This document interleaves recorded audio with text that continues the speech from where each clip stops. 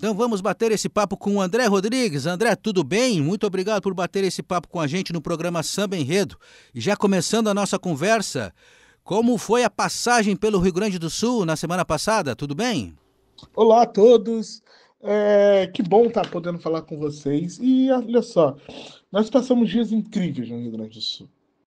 Nós passamos dias muito acolhedores, mas principalmente dias de muita reflexão e percepção do que é a população negra gaúcha, do que é a população de religião.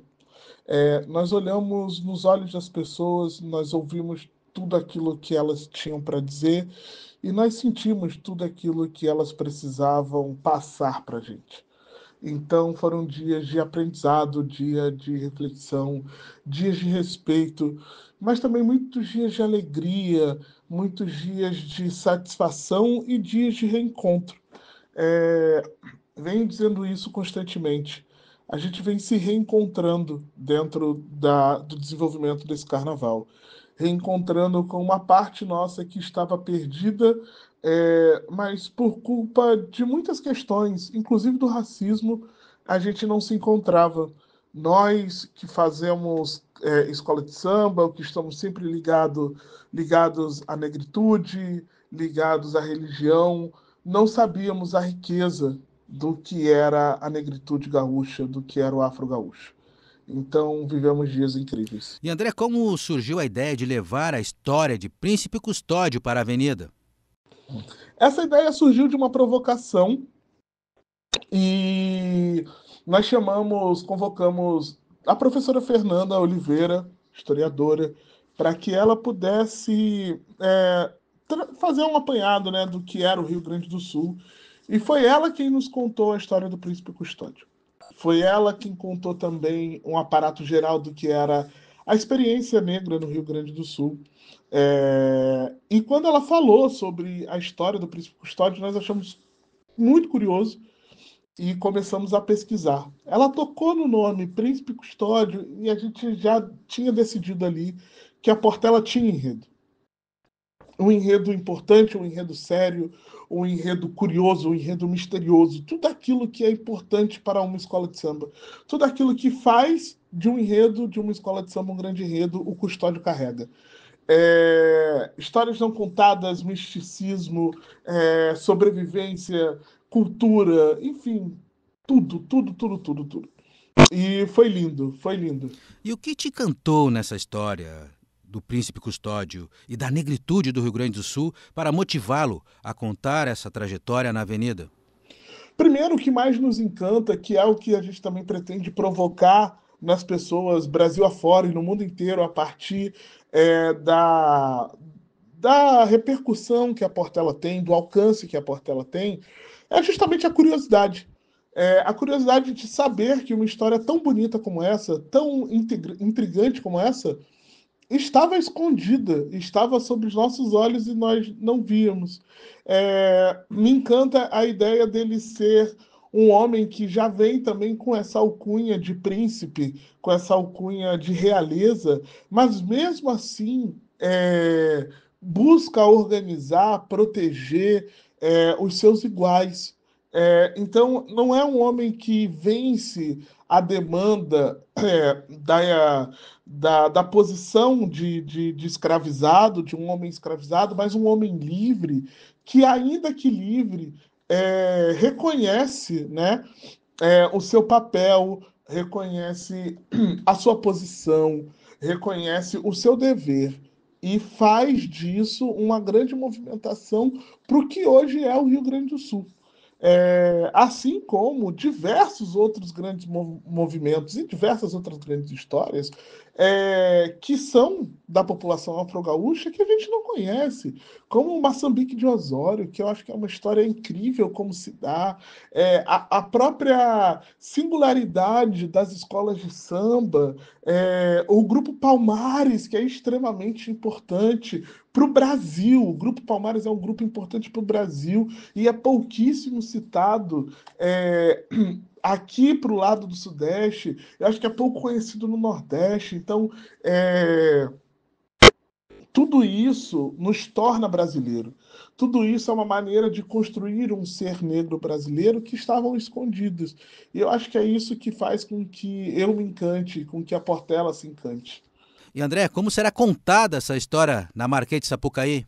Nós estamos usando um artifício que é um diálogo entre o Negrinho do Pastoreio e o Bará. A gente fez muita questão de usar o Negrinho de Pastoreio nessa narrativa, porque ele é um símbolo de um corpo negro violentado. Quem conhece a história sabe como que ele se encanta, né? Como ele se torna esse ser encantado.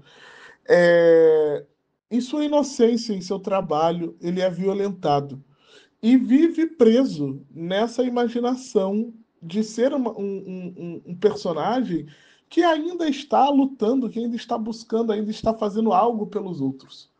Eu acho que o Negrinho do Pastoreio ele merece essa ressignificação de sua história. Ele merece ser mais exaltado. E dentro desse diálogo, o Bará conversa com o Negrinho do Pastoreio e pede para ele encontrar uma história. E a história que o Negrinho do Pastoreio traz é a história do Príncipe Custódio. Ele conta a história do Príncipe Custódio. Essa é a nossa primeira parte do desfile, né? Primeira metade do desfile. E a segunda metade do desfile é o Bará contando para o Negrinho do Pastoreio tudo aquilo que foi o reflexo do Custódio na cultura afro-gaúcha.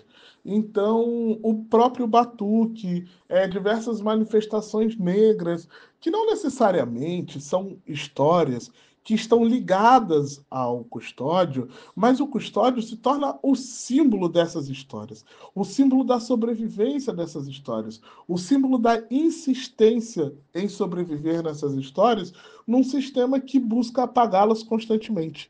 Então, o Bará conta sobre essas histórias, sobre outros personagens, e o final do desfile da Portela, sem nenhum segredo, é justamente o Bará entregando para o Negrinho a coroa do Custódio.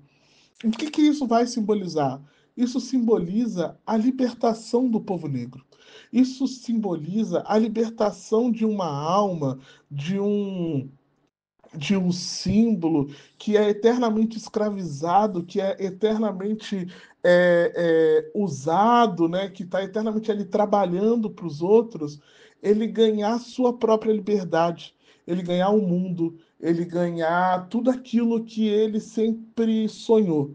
Então, o Negrinho do Pastoreio, como a mentalidade do povo negro gaúcho atual, merece, ou como, não só a mentalidade, mas assim, como o ensejo, né, da população afro-gaúcha, merece ganhar o mundo, merece a liberdade, merece o seu reconhecimento, merece a sua própria coroação. E André, para encerrar o nosso papo, teremos mais visitas da comitiva da Portela ao Rio Grande do Sul? Sim, a gente pretende voltar ao Rio Grande do Sul, nós já estamos nos alinhando para isso. Ainda não fomos a Bagé, que é um lugar extremamente importante, mas não somente a mim, como carnavalesco, e a minha equipe. É, a pretensão da Portela é que outros segmentos também possam aprender as singularidades da movimentação afro-gaúcha, como o Vitinho, mestre de bateria, que precisa conviver, precisa experienciar, é, precisa ouvir o batuque de perto, entender o batuque, entender o que é o Ilu, entender o que é o supapo. Não que ele não já saiba, ele já pesquisou, ele já está em contato com vários mestres, mas a questão é você viver, né? Você ver aquilo ali de perto, ir dentro de um terreiro, como nossos coreógrafos também vão em breve, para entender como que são as danças do batuque. É, nossa parte de direção de carnaval e harmonia, o nosso presidente muito em breve também deve ir. Então, a Portela inteira, nosso casal de mestre Porta-Bandeira, a Portela inteira quer conhecer mais do Rio Grande do Sul e vai conhecer mais do Rio Grande do Sul. E esse enredo vai promover uma grande troca, uma grande festa entre esses dois estados e essas duas culturas que, apesar de distantes, estão intrinsecamente ligadas em suas raízes. Conversamos com o carnavalesco da Portela, André Rodrigues, escola que levará para a avenida a história do Rio Grande do Sul através da trajetória de Príncipe Custódio. André, muito obrigado e um grande abraço. Galera da FM Cultura, muito obrigado mesmo. É bom demais estar em programas que falem sobre samba enredo, que falem sobre escola de samba. Afinal de contas, é a nossa paixão, é o nosso ofício, mas é aquilo que a gente realmente ama fazer. Ama fazer. E é bom demais contribuir, participar, de escola de samba pelo Brasil inteiro. Contem sempre com a gente, contem sempre com a Portela. Muito obrigado e até a próxima.